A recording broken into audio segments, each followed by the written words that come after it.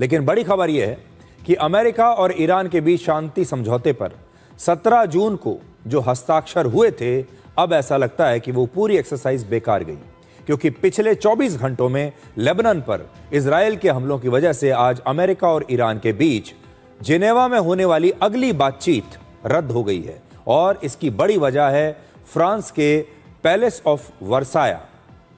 उसे इसकी एक बहुत बड़ी वजह माना जा रहा है, क्योंकि ये पैलेस जो है ये तो शुरू से ही बड़ा अनलकी है। इस पैलेस के बारे में कहा जाता है कि इस पैलेस में बैठकर जब भी कोई समझौता हुआ है वो चला नहीं है, और इस बार भी इस समझौते पर हस्ताक्षर डोनाल्ड ट्रंप ने इसी पैलेस में बैठकर किए थे। अमेरिका के राष्ट्रपति डोनाल्ड ट्रंप ने इसी महल में शांति समझौते पर हस्ताक्षर किए, और ऐसा लगता है कि यह महल एक बार फिर से अनलकी यानी अशुभ साबित हुआ। आज से 107 वर्ष पहले वर्ष 1919 में भी इसी महल में पहले विश्व युद्ध के बाद एक शांति समझौता किया गया था, जो टिक नहीं पाया, और इसके बाद दूसरा विश्व युद्ध शुरू हो गया। इस बार भी शांति समझौते के तुरंत बाद इजराइल ने लेबनान में हिजबुल्लाह के 150 ठिकानों पर हमले किए हैं। इससे पहले हिजबुल्लाह ने लेबनान में इजराइल की सेना पर मिसाइल से हमला किया, जिसमें इजराइल के 4 सैनिकों की मौत हो गई।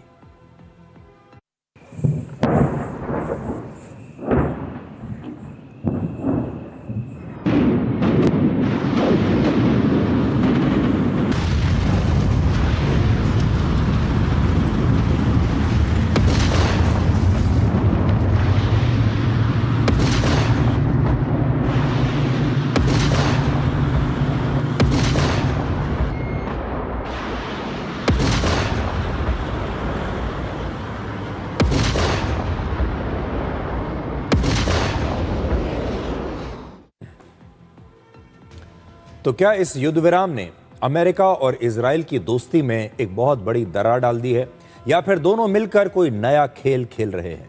आज स्विट्जरलैंड में अमेरिका और ईरान के बीच बातचीत होने वाली थी, लेकिन ईरान ने यह साफ कर दिया कि जब तक लेबनान में हमले नहीं रुकेंगे, जब तक लेबनान में युद्ध विराम नहीं होगा, तब तक अमेरिका के साथ ईरान अब आगे की बातचीत नहीं करेगा। व्हाइट हाउस का कहना है कि तैयारियों में देरी की वजह से उपराष्ट्रपति जेडी वांस आज स्विट्जरलैंड नहीं गए, और ईरान ने भी अपनी टीम नहीं भेजी। ईरान के विदेश मंत्रालय ने कहा कि लेबनान पर इजराइल के हमलों की सीधी जिम्मेदारी अमेरिका की बनती है, और ईरान अपने हितों की रक्षा के लिए हर जरूरी कदम उठाएगा। अंतर्राष्ट्रीय न्यूज एजेंसी रॉयटर्स के मुताबिक अब से थोड़ी देर पहले इजराइल और लेबनान के बीच भी एक युद्ध विराम हुआ है। हालांकि इस तरह के युद्ध विराम इससे पहले भी न जाने कितनी बार हो चुके हैं और कितनी बार टूट चुके हैं, क्योंकि ऐसे समझौते के तुरंत बाद ही अगला युद्ध शुरू हो जाता है। इजराइल की सेना का कहना है कि युद्ध विराम की शर्तों के तहत उसे लेबनान में मौजूद खतरों के खिलाफ कार्रवाई करने का पूरा अधिकार है, यानी वो युद्ध विराम के बाद भी लेबनान में इजराइल अपने हमले जारी रखेगा। יש מגבלות, אנחנו פועלים מגבלות על פי הנחיות הדרג המדיני, שוב פעם להסרת איום אנחנו רשאים לפעול בכל מרחב, ולהמשיך לפעול להסירת איום במידה ויתגלה כזה על כוחותינו או על תושבינו. तो ईरान युद्ध के बाद अब अमेरिका और इजराइल के बीच तनाव बढ़ गया है। आपको याद होगा जब ये एग्रीमेंट साइन किया गया, तब हमने आपको बताया था कि इस एग्रीमेंट में से अमेरिका और ईरान ने इस बार इजराइल को बाहर रखा है, और ये जो समझौता हुआ है ये इजराइल को बाहर रखते हुए ईरान और अमेरिका के बीच हुआ है। लेबनान युद्ध को लेकर अमेरिका और इजराइल की दोस्ती में अब ऐसा लगता है कि एक बहुत बड़ी दरार पड़ गई है। अमेरिका चाहता है कि इजराइल तुरंत अपने हमले लेबनान पर रोक दे, क्योंकि अमेरिका ईरान से वादा कर चुका है कि लेबनान में भी ये युद्ध विराम जारी रहेगा, लेकिन इजराइल लगातार लेबनान पर हमले कर रहा है। इसलिए अब अमेरिका इजराइल से नाराज हो गया है। अमेरिका के उपराष्ट्रपति जेडी वांस ने आज इजराइल को लेकर 2 बहुत बड़ी और बहुत सख्त बातें कही हैं। पहला, ट्रंप पूरी दुनिया के एकमात्र ऐसे नेता हैं जो इस समय इजराइल के प्रति सहानुभूति रखते हैं, और दूसरा, पिछले 3 महीनों में इजराइल ने जितने भी हथियारों का इस्तेमाल किया उनमें से 2/3 या तो मेड इन अमेरिका हैं या फिर उनके लिए अमेरिका ने पैसा दिया है। ये एक तरह की चेतावनी है, और इससे पहले भी ट्रंप ये कह चुके हैं कि आज इजराइल जो भी है मेरी वजह से है, और अगर हम इजराइल के पीछे से हट जाएं तो इजराइल कहीं का नहीं रहेगा। इसलिए इजराइल के लिए बेहतर यह है कि वो हमारी बात माने। और आज जेडी वांस ने भी यही कहा है, यानी अमेरिका और इजराइल के बीच लेबनान में युद्ध को लेकर मतभेद अब खुलकर सामने आ गए हैं और अब तो अमेरिका खुलकर बहुत सख्त भाषा में इजराइल को चेतावनी भी दे रहा है। अब अमेरिका को ईरान तो अच्छा लग रहा है, लेकिन इजराइल बुरा लग रहा है। To some of those cabinet members, Bibi, to his credit, has not gone down this path.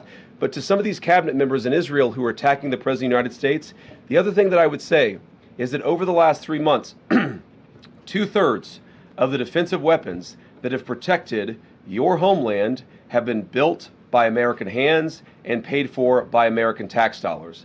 The problem for Israel is not Donald J. Trump.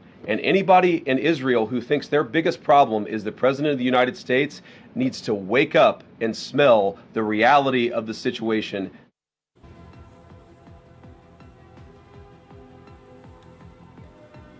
अब आपको यह जानना चाहिए कि क्या इजराइल अमेरिका की मदद के बिना इस युद्ध में टिक सकता है? अमेरिका इजराइल को हथियार सप्लाई करने वाला सबसे बड़ा देश है। तो पहले तो यह मान लीजिए कि अमेरिका के हथियारों के बल पर ही इजराइल आज अपने दुश्मनों से लड़ता है। वर्ष 2021 से 2025 के दौरान इजराइल ने जितने भी बड़े हथियार खरीदे हैं उनमें से 68% अमेरिका से आए थे। अमेरिका ने हथियार बेचने के साथ साथ इजराइल के आयरन डोम एयर डिफेंस सिस्टम को विकसित करने में भी मदद की थी। अमेरिका अपने सबसे बेहतरीन और आधुनिक हथियार इजराइल को बेचता है, चाहे वो F-35 फाइटर जेट हो या फिर पैट्रियट और थार्ड जैसे एयर डिफेंस सिस्टम हो। अब सवाल यह है कि क्या इजराइल इस समय अमेरिका की मर्जी के बिना यह युद्ध लड़ रहा है? अमेरिका बिल्कुल नहीं चाहता, ऐसा अमेरिका कह रहा है कि लेबनान पर इजराइल के हमले हों, लेकिन अब इजराइल अमेरिका की ही बात मानने से इनकार कर रहा है। इजराइल अच्छी तरह से जानता था कि अमेरिका और ईरान के बीच में युद्ध विराम हो चुका है, जिसमें लेबनान की शर्त भी रखी गई है कि लेबनान पर हमला नहीं होगा, और यह समझौता होते ही इजराइल ने लेबनान पर हमले शुरू कर दिए, और वो भी अमेरिका में बने हथियारों से। अगर अमेरिका इस युद्ध को रोकने के लिए सचमुच में बहुत गंभीर है तो वो इजराइल को अपने हथियारों की सप्लाई रोक सकता है, लेकिन अब तक ऐसा कुछ हुआ नहीं है। दूसरे विश्व युद्ध के बाद से इजराइल को सबसे ज्यादा विदेशी मदद अमेरिका से ही मिली है। अमेरिका दुनिया के कई देशों को विदेशी मदद देता है और वर्ष 1951 से 2022 तक इजराइल को 30 लाख करोड़ रुपए का फंड मिल चुका है। युद्ध के दौरान ईरान ने जब भी इजराइल पर हमले किए तब अमेरिका की सेना और उसके सहयोगी देशों ने ही इन हमलों को हवा में नष्ट किया, यानी अमेरिका की सेना सीधे सीधे इजराइल की रक्षा कर रही थी। मिडिल ईस्ट में शक्ति संतुलन बनाने से लेकर संयुक्त राष्ट्र जैसे मंच पर भी अमेरिका इजराइल के लिए एक ढाल बनकर हमेशा खड़ा रहता है। अब तक अमेरिका ने इजराइल के खिलाफ आए लगभग 50 प्रस्तावों पर अपना वीटो किया है और उसे प्रतिबंध और कूटनीतिक दबाव से संयुक्त राष्ट्र में भी हमेशा बचाया है।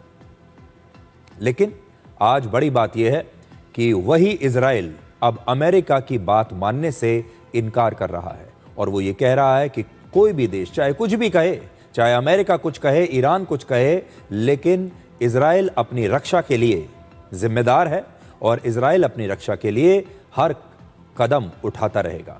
तो अब जैसा मैंने आपको बताया कि इजराइल कहने को तो बड़ा छोटा सा देश है और वो इस समय डोनाल्ड ट्रंप की बात मानने से इनकार कर रहा है। बेंजामिन नेतन्याहू लगातार डोनाल्ड ट्रंप को ये दिखा रहे हैं कि अगर आप हमें ईरान के साथ समझौते में शामिल नहीं करेंगे तो हम लेबनान पर लगातार हमले करते रहेंगे, हम ईरान पर भी हमले करेंगे।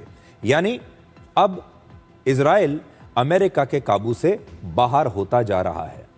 लेकिन क्या इजराइल के लिए और नेतन्याहू के लिए यह संभव है कि वो अमेरिका की बात ना माने? ऐसे तौर पर जब उनके ज्यादातर हथियार अमेरिका से आते हैं, पैसा अमेरिका से आता है, सारा सपोर्ट अमेरिका से आता है, तो अमेरिका को नाराज कैसे कर सकते हैं? अमेरिका के बयानों में भी हमने ये देखा कि अमेरिका अब इजराइल को लेकर बड़े सख्त बयान दे रहा है। पूरी दुनिया को यह संदेश देने की कोशिश की जा रही है कि अमेरिका इजराइल से बहुत नाराज है, इसलिए अमेरिका उसे चेतावनी दे रहा है। सोचिए, अपने ही सहयोगी देश को जो इस युद्ध में अमेरिका के साथ शामिल था, उसे अब अमेरिका चेतावनी दे रहा है।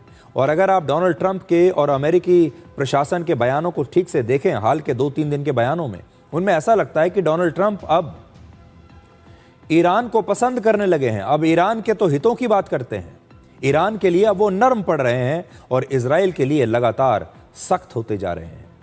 ऐसे में शक ये भी होता है कि कहीं ऐसा तो नहीं कि इजराइल और अमेरिका अभी भी पर्दे के पीछे मिले हुए हैं और उन्होंने ये तय कर लिया हो कि हम एक दूसरे के खिलाफ बयानबाजी करते रहेंगे, दुनिया को ये दिखाते रहेंगे कि हम एक दूसरे से नाराज़ हैं, दुनिया के सामने ये इंप्रेशन बनाएंगे कि इजराइल अमेरिका की बात मान ही नहीं रहा और इस दौरान इजराइल लगातार लेबनान पर हमले करता रहेगा, ज़रूरत पड़ेगी तो ईरान पर भी हमले होते रहेंगे। तो ईरान को ये समझ में नहीं आएगा कि उसके साथ क्या खेल इस समय चल रहा है। खैर, ये कूटनीति की बातें हैं और बाहर जो चीज़ दिखाई देती है और अंदर जो कुछ चल रहा है, ये कहना बड़ा मुश्किल है।